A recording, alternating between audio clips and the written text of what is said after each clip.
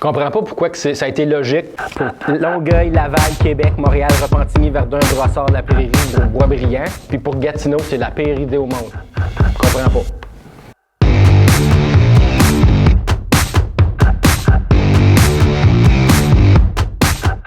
D'aller chercher des revenus ailleurs que dans les poches des citoyens. Le gel de taxes.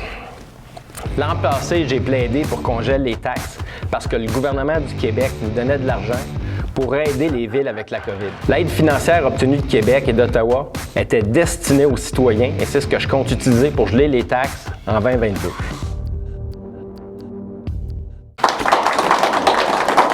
Avant de passer à la période de questions, Il est responsable du rattrapage qu'on a à faire en ce moment dans le pavage de rue. Mais pourquoi vous le mettez sur 10 ans? Pourquoi pas sur 4 ans? Pourquoi? Les services Ouais, des finances, mais c'est ça, c'est ça. Mais moi, je ne fonctionne pas comme ça. Là. On pourrait le mettre sur 20 ans, sur 80 ans, sur 100 ans. Pourquoi 10 ans? Pour faire peur aux citoyens? Montréal, Québec, ils ont décidé de faire ça, eux autres.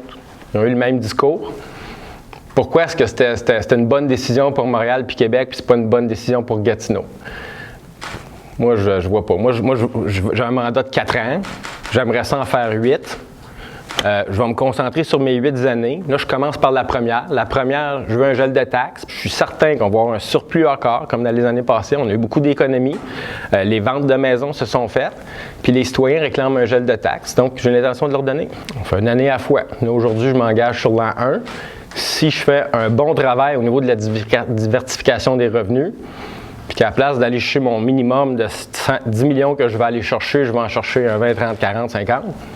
On regardera. Si je travaille bien, je pourrais me le permettre. L'argent du gel de taxes, c'est le même budget qui va être appliqué l'année prochaine. Donc, il n'y a pas de hausse de taxes. Donc, on n'a pas besoin d'avoir une hausse, de le prendre ailleurs. C'est le même budget que l'année passée. J'anticipe des surplus. Voulez-vous encore relancer le centre-ville? Ben oui, je veux relancer le centre-ville. On a 5 millions de prévus pour ça. Ce 5 millions-là, il est dédié pour le centre-ville. Il va être affecté au centre-ville. Je fais partie du comité de relance économique du centre-ville, puis il y a des projets en marche. Donc oui, c'est une priorité pour moi. Vous m'entendez depuis 3-4 ans réclamer des lichettes. Je me suis basé sur des faits. Hein? Les changements climatiques abîment nos routes. On rentre dans un tourbillon de nids de poules, comme a vécu Québec. À un moment donné, le maire Labombe me dit « Là, je suis tanné de niaiser avec des nids de poules. C'est quoi la solution? » On fait une lichette, un resurfaçage très léger, comme on dit maintenant à la ville. Donc, suite à ma sortie dans mes demandes budgétaires, la vérificatrice générale a analysé la situation, a rabroué la ville pour sa gestion. Donc, il faut améliorer la gestion. Puis, les fonctionnaires, ce qu'ils ont dit, c'est oui, on va l'analyser, on va peut-être commencer l'année prochaine, puis avec le même budget, on va aller chercher un 15 % d'amélioration. Moi, c'est pas assez vite. Le maire de Québec, il a dit « Je vais faire 200 km de rues par année pendant 3 ans. » C'est 600 km. Il l'a fait. Je suis allé à Québec. Les rues sont belles. Les citoyens sont contents. Leur taux de plainte a diminué. Donc, je veux faire le même principe. Si on ne fait pas la rue en profondeur, on est capable de faire plus de kilomètres. Si nos égouts en dessous sont corrects, nos tuyaux sont corrects, on n'a pas besoin de refaire la rue au complet et d'attendre qu'il est brisé. C'est ça que le rapport général, de la vérificatrice générale nous reprochait. C'est qu'on attendait que la rue était complètement brisée puis on la refaisait au complet. Fait que nos infos, puis là, ça prend beaucoup plus d'argent de refaire une rue au complet que de faire un resurfaçage. Oui, mais c'est l'entièreté de la rue. Ça fonctionnait à Québec. C'est des faits, là. C'est pas. Puis dans le rapport de la vérificatrice générale, elle dit, là, il y a cette option-là qui existe, qui fonctionne ailleurs, puis est très peu utilisée à Gatineau.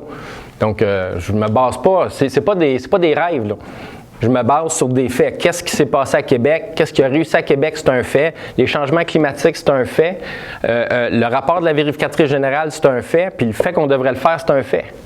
Oui, le tramway est dans mes plans, on attend le financement. C'est parce que mon discours était un peu long. Hein? Moi, ce que j'avais l'intention de faire, c'était faire 5 conférences de presse, une par chaque lettre, V-E-R-T-E.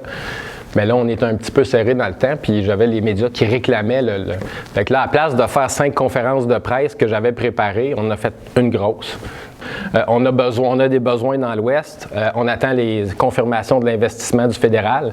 Puis tant qu'on n'a pas ça, ben ça ne donne rien. On continue d'espérer de l'avoir. En matière de logement abordable, dans votre programme, vous dites que vous voulez privilégier la discussion au lieu de la coercition. Ouais. Qu'est-ce que vous voulez dire? Bien, Action Gatineau, il y a un projet où est-ce qu'ils veulent forcer tous les propriétaires de revenus de logements à revenus à insérer un pourcentage d'habitation subventionnée. Je pense qu'on est capable de travailler en collaboration avec les entrepreneurs pour être capable de nous aider à trouver une solution, puis avec les organismes pour être capable de régler la pénurie de logements. Présentement, je pense qu'il n'y a pas un travail de collaboration qui se fait avec les promoteurs. Il y a un beau travail de collaboration qui se fait avec les organismes, mais le financement n'est pas au rendez-vous. Moi, j'ai l'intention de m'asseoir avec tout le monde, d'asseoir tout le monde à la table, puis de me mettre en mode solution pour trouver des solutions. J'ai déjà commencé à parler avec des entrepreneurs, puis il y en a qui ont des solutions, qui veulent les apporter.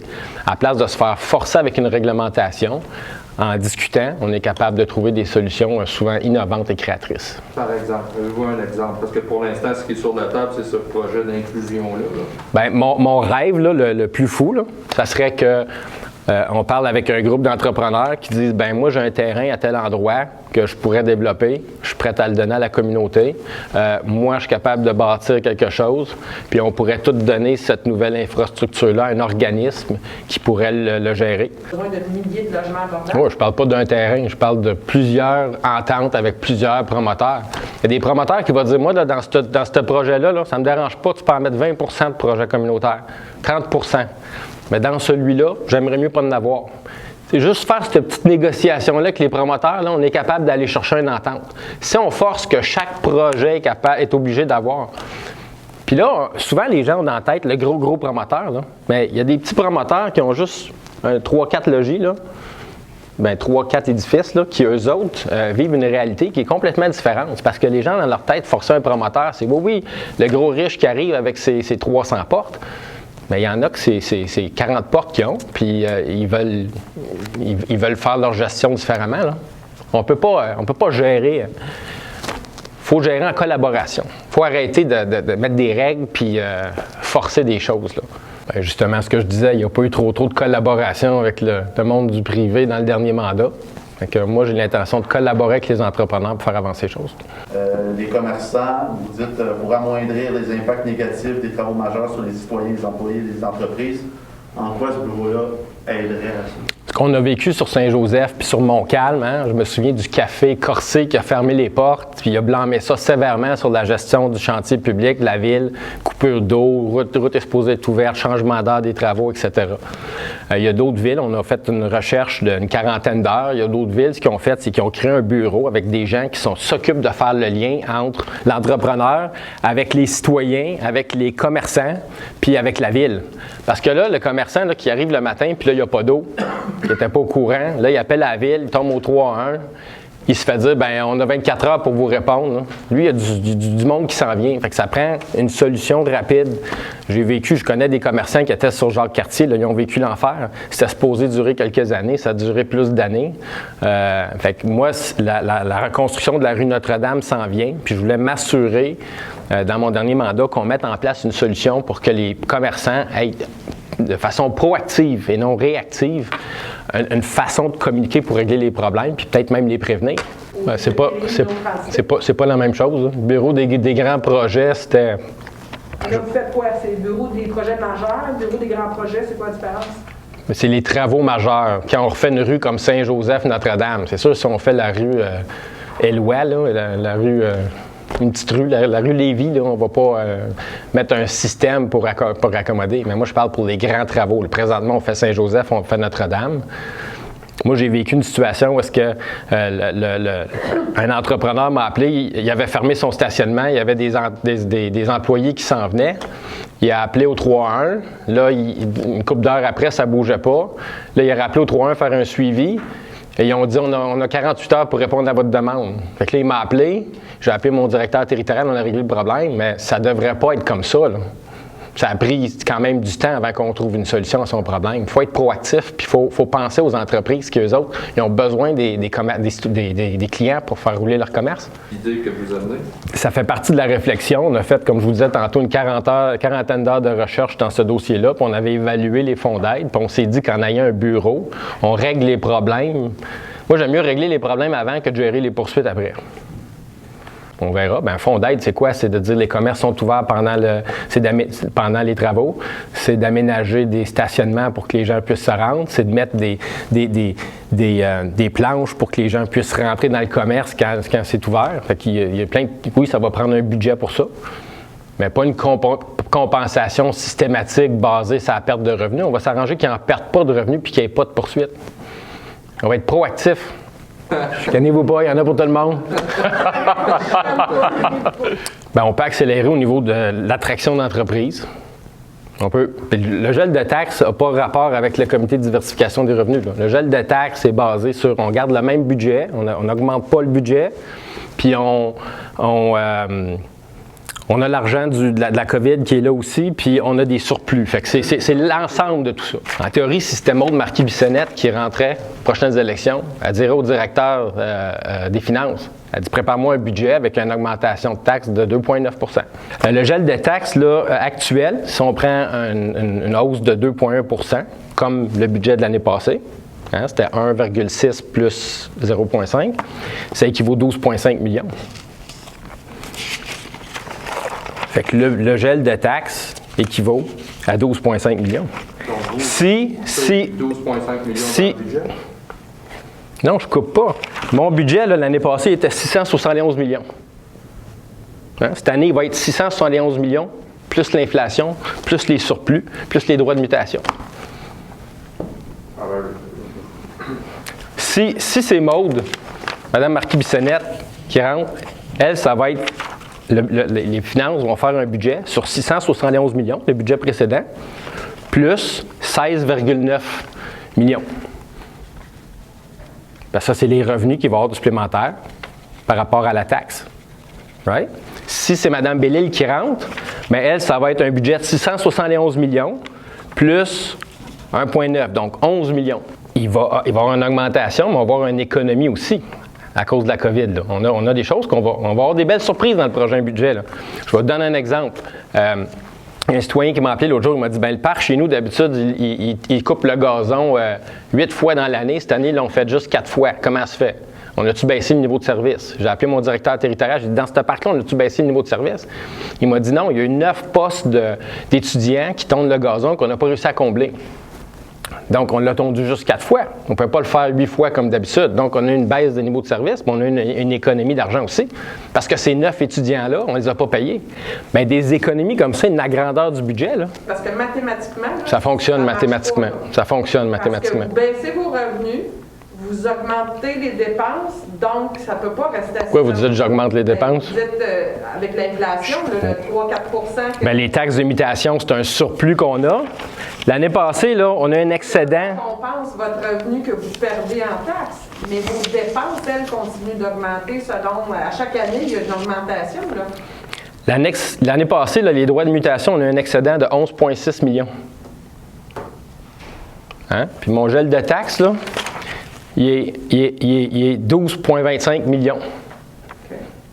Donc, puis là, l'année passée, on s'entend que jusqu'à décembre, là, on avait vu les ventes de maisons aller, là, mais de décembre, du 1er janvier cette année, là, tout l'été, cet été, jusqu'à aujourd'hui, là, combien d'augmentation, combien d'excédents des taxes de mutation vous pensez qu'on va avoir cette année? D'après moi, le service des finances va s'asseoir, puis ça devrait être au-dessus de 11 millions. Là. Après ça, on a eu les taxes foncières, on a eu un excédent de 300 000. Les revenus de placement, un excédentaire de 100 000. Les services de la dette, un excédent de 2,8 millions l'année passée. Mais l'autre problème qu'on a, c'est qu'on travaille le budget seulement qu'au mois de novembre, une fois par année. Tout le conseil municipal. J'ai parlé avec des élus en fin de semaine, les dernières semaines. Ah ben là, le budget, c'est loin, là, on s'en souvient plus. C'était combien qu'on a mis là? Moi, ce que je veux, là, c'est travailler le budget à longueur d'année. Pour qu'on sache. J'aimerais ça savoir combien c'est prévu nos excédents pour les droits de mutation aujourd'hui. Là. Vous avez des états financiers une fois par année, là, au mois de juin à peu près, là, d'habitude. Ce qu'ils nous disent, c'est qu'on avait prévu un excédent de X, puis finalement, la réalité est ça. Parce qu'en novembre, ils font un ajustement. Puis en novembre, l'année passée, les droits de mutation, pour qu'on ait un excédent de 11,6 millions, là, c'est de l'argent, là. C'est des maisons qui se sont vendues dans les droits de mutation. Là. Puis l'année passée, vous le savez comment que ça a été fou, là? Les maisons, ça se vendait comme des petits pains chauds, souvent à 100 000 de plus que le prix demandé. Là. Fait qu'il va avoir un surplus. L'année prochaine, là, écrivez ça. L'année prochaine, le directeur des finances va s'asseoir, va dire, bien, cette année, là, on a bien de l'argent pour jouer avec. Bien, on devrait donner une pause aux citoyens. Moi, c'est ce que je veux faire. Gatineau a de très grands atouts pour attirer ces entreprises. Quels sont les atouts? Bien, on a un aéroport. On a fait un site, en fait, qui s'appelle pourquoigatineau.com. Je vous invite à le consulter. Ça, c'est basé sur une vidéo que j'avais vue à Ottawa qui disait, ça s'appelait Why Ottawa. Puis là, je suis allé regarder, puis là, je l'écoutais, cette vidéo-là, puis là, il disait qu'il y avait un X nombre d'universités, il y avait X nombre de terrains de golf, de pistes cyclables, de parcs, de rivières, tout ça. Puis là, je calculais ça, je disais, tout ça à Ottawa, ah ouais, c'est bizarre. Puis à un moment donné, j'ai lu le plus grand spa en Amérique du Nord. Puis là, je me suis mis à regarder le plus grand spa en Amérique du Nord, on s'entend qu'il n'est pas à Gatineau, mais il est à Cantley. À Chelsea. Fait que ce que j'ai fait, c'est que j'ai regardé, puis les terrains de golf qu'ils disaient, ils prenaient ceux du Québec aussi. Fait que ce qu'on a fait, chez ID Gatineau, on a fait une vidéo qui s'appelle Pourquoi Gatineau, puis on a fait la même chose. Puis là, nous autres, on a des avantages. Le prix de l'électricité est beaucoup plus bas. On a une proximité avec un gros bassin de main-d'œuvre, en fait de clients aux États-Unis. Fait que je vous invite à aller voir le pourquoigatineau.com. Vous allez voir les 10 raisons sont là. Puis on est vraiment une place pour accueillir du monde. Puis on a des terrains à l'aéroport qui sont prêts à être vendus. On l'a vu, là, quand j'ai monté le prix, la vente des terrains s'est faite. Puis regardez comment ça se développe à l'aéroport si c'est pas beau. On va continuer de développer ça. Une entreprise qui vient ici, paye 3 fois, qui s'installe ici, paye 3 fois les taxes qu'un citoyen résidentiel. Donc, on veut en attirer plus. Si Brigitte avait fait ses tours, c'est 6 millions de taxes par année qui seraient rentrées. On veut en attirer des projets comme ça. Le Bloom, il a été retardé d'1 an, 2 ans. Ils ont mis des affiches, là, ça va être du 17 étages. S'il y avait eu le OK pour faire ses tours, c'est un autre, probablement 6 millions de taxes par année qui auraient rentré. C'est 3 grandes tours. Pas aussi massives que celle de Brigitte, pas aussi hautes, mais c'était quand même. Fait que c'est des taxes qu'on repousse. Il faut arrêter de repousser. Quand ça prend 4 ans pour faire un projet de développement immobilier à Hull, c'est inacceptable. Si on prenait 2 ans à la place de 4 ans, le 6 millions de taxes de cet édifice-là va arriver 2 ans plus vite. C'est 12 millions de plus dans nos poches. L'inaction coûte cher. Mais dans le cas du Bloom, M. Leblanc, c'est quand même les citoyens qui ont rejeté le projet, mais c'est pas la ville qui n'a pas agi, là. En fait, il aurait fallu s'asseoir avec les citoyens. Moi, j'ai rencontré le promoteur, puis c'était pas dans mon quartier, là, dans mon district. J'ai rencontré le promoteur avec les citoyens. Ils se sont entendus sur tous les points. J'ai dit, OK, bien, vous laissez votre projet actuel avec les petites modifications demandées par les citoyens. Il m'a dit, non, JF, je ne peux pas faire ça. J'ai dit, pourquoi? Il dit, parce que ça prend juste une personne qui décide de s'opposer pour que je recommence toute la maudite patente. Les citoyens pleuraient. Sérieusement, là, pleuraient. Parce qu'ils ne voulaient pas avoir un édifice à 10 étages. Stéphane Lauzon avait travaillé le projet pour que la CIP, maintenant appelée Résolu, puisse brûler une partie de nos déchets. Moi, j'ai eu des rencontres avec Résolu pour voir est-ce que c'est possible, est-ce que vous seriez capable de créer de l'électricité avec nos déchets. C'est possible, mais on a besoin d'un plus grand volume, ça prendrait un volume d'Ottawa, puis je suis en train de travailler ce dossier-là. Mais quand je n'ai parlé avec le cabinet du maire, je me suis fait dire, ben non, ça c'est un projet qu'on donne au Pontiac. Fait que là, on va transporter nos déchets jusqu'au Pontiac, c'est 40 km, puis après ça, on va ramener l'électricité sur 40 km parce que c'est ici qu'on va la... Je comprends là, ce que vous dites, là. C'est Oui. juste qu'il y a une étude en cours. Oui. Okay. Présentement, ça a été enlevé de la table. Moi, je veux qu'on le considère. Mais moi, ce que je dis, c'est qu'il faut le considérer. Moi, ce que je trouve, là, ce qui n'a pas de bon sens, c'est qu'on envoie nos déchets à Sainte-Julie, en Montérégie, puis qu'on les enfouit. Ça n'a pas de bon sens. Ce qui n'a pas de bon sens, c'est qu'on envoie notre compost à Moose Creek. Puis en plus, une fois par année, on rapporte le compost. Vous m'avez entendu dire ça dans le passé, là, on rapporte le compost pour le donner gratuitement aux citoyens, on le distribue. Fait qu'il y a les GES pour le ramasser de porte en porte, il y a le GES pour le transporter dans un 18 roues jusqu'à Moose Creek, il y a le GES pour le rapporter ici, il y a le GES des citoyens qui se déplacent pour aller ramasser leur compost gratuit, puis il y a les GES pour les camions qui s'en retournent à Moose Creek. Ça n'a pas de bon sens, là. Il faut arrêter de penser de même. Moi, madame, j'ai entendu cette préoccupation-là de mes citoyens. Je les ai entendus, je leur ai parlé. Puis là, ils me disaient, ah non, il va y avoir des piles de déchets, il va y avoir des autos, des oiseaux qui vont se ramasser, il va y avoir des rats, puis là, il va y avoir de la grosse fumée, puis ça va tomber sur nos maisons. Je suis allé visiter l'incinérateur à Québec. Physiquement, là, je suis allé dedans. Là. Il est très près du centre-ville. Il y a 0 émanation qui sort. Tu ne vois pas de fumée noire, blanche, rien. Les camions de déchets rentrent directement dans l'usine. Ils sont déposés directement dans la fosse où est-ce qu'il y a une grue qui les prend, qui les met dans l'incinérateur. À Québec, ils incinèrent aussi leurs boues, les eaux usées des égouts. Fait que je l'ai fait le travail. Je suis allé voir comment que ça fonctionnait à Québec. J'ai passé 1h30 dans l'incinérateur à poser des questions. Donc, puis ça, je suis capable de répondre aux citoyens. Mais avant de faire ce combat-là, je vais aller voir s'il y a un appétit avec les MRC, s'il y a un potentiel. Parce que la consommation d'électricité est ici. Il y a un coût à transporter l'électricité sur une longue distance. Là. Je fais juste essayer de travailler autrement, de penser autrement puis d'agir autrement. Moi, je n'étais pas élu dans ce temps-là. L'économie, c'était supposé d'être 400 000. Hein? Il avait demandé à tous les départements d'aller chercher une économie. Là, c'était rendu 400 000. Là, il y a des élus qui ont dit moi, dans mon district, il faut que tous les trottoirs soient déneigés parce que c'est des corridors scolaires, on est en ville. Fait que là, OK, on va rajouter des exceptions. Au bout de la ligne, avec les exceptions, là, l'économie était rendue de 200 000 sur 400 000. Puis là, les services, on a visité le centre là, où est-ce qu'ils font les trajets pour le déneigement. Savez-vous comment ça complexifie les processus de dire bien là, je pars de là, je m'en vais là, mais là, je ne peux pas passer là parce que là, on ne le déneige pas. Fait que c'est compliqué pour rien. L'économie de 200 000, là.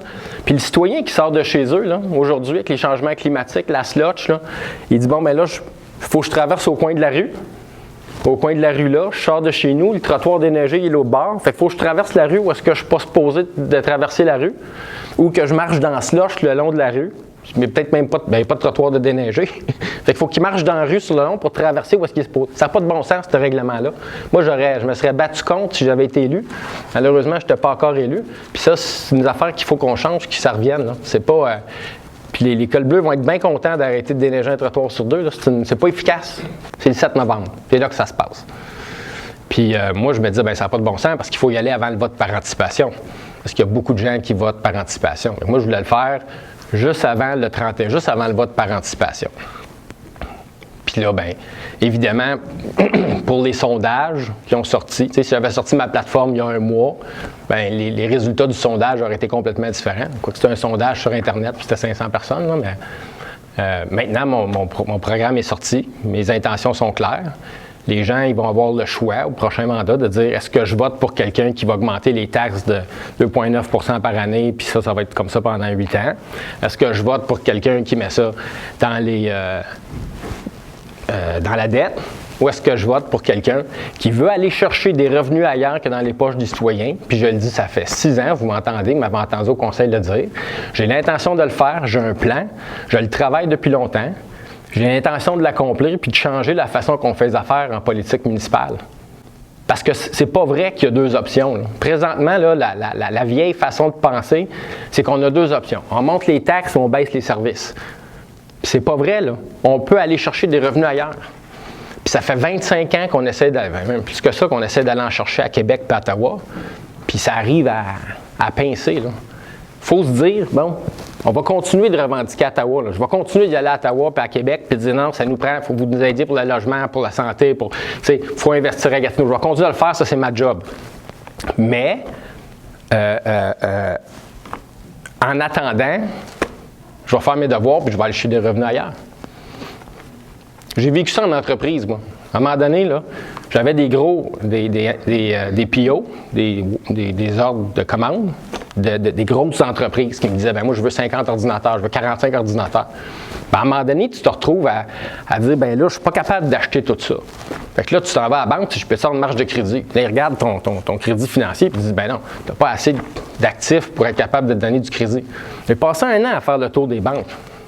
À un moment donné, les banques disaient non, tu n'as pas assez de crédit. Fait que ce que j'ai fait, je me suis viré de bord, je me suis financé moi-même. Moi, ce que je veux faire, c'est à place de continuer à aller demander à Québec puis à Ottawa, on va continuer de le faire. Là. Je veux trouver une façon pour que nous autres, on puisse dire on a mis de la fibre optique, on a investi dans quelque chose qui ramène des sous à la ville. On a vendu 8 terrains sur le bord de l'aéroport reliés à l'aéroportuaire. 8 terrains fois X millions,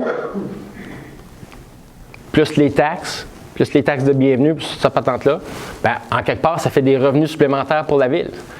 Puis là, après ça, je vais arriver à la fin de l'année et dire, avec mon forum, ça va être le premier forum de municipalité qui va être à Gatineau, qui va avoir pour but de penser tout le monde ensemble à trouver des façons d'aller chercher des revenus ailleurs que dans les poches des citoyens. Puis je sais qu'il y a des idées qui vont sortir de ce forum-là, qui vont être appliquées à Sherbrooke, à Trois-Rivières, à Laval, à Montréal, à Québec. Ça va être juste mieux pour la société au complet. Le voyez-vous, le potentiel d'aller chercher des revenus ailleurs? Quand je vois un problème, moi je me suis assis avec les élus là, après le conseil, puis là il y a un élu qui est là depuis longtemps qui a dit « Les nids de poules, là, il n'y a rien à faire pour ça. Il n'y en a pas de solution. Il va toujours avoir des nids de poules, puis dans 20 ans, on va être encore en train de patcher des nids de poules. » Mais je me dis « Ça n'a pas de bon sens. Ça n'a pas de bon sens. » Fait que je me suis assis, j'ai regardé qu'est-ce qui s'est fait ailleurs pour régler ça. Puis là, ben, une revue de presse, là. La bombe dit « Je suis tanné de niaiser avec des nids de poules. » C'est ça qu'il a dit, là. « Je suis tanné de niaiser avec des nids de poules. » Ah, comment il a fait ça? OMA, Opération massive d'asphaltage.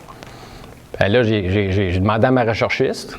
Elle a fait 40 heures de recherche. Elle m'est revenue en disant « À Trois-Rivières, ils font ça. À Laval, ils font ça. » Puis la meilleure solution que j'ai trouvée, c'était celle de Régis Labombe à Québec. Puis elle est finie. Puis il y a même des bilans qui ont été publiés dans les journaux. Je peux vous l'envoyer, ma revue de presse. C'est la chose à faire. Moi, ce que je veux faire, c'est une démarche sérieuse pour aller chercher des revenus ailleurs que dans les poches des citoyens.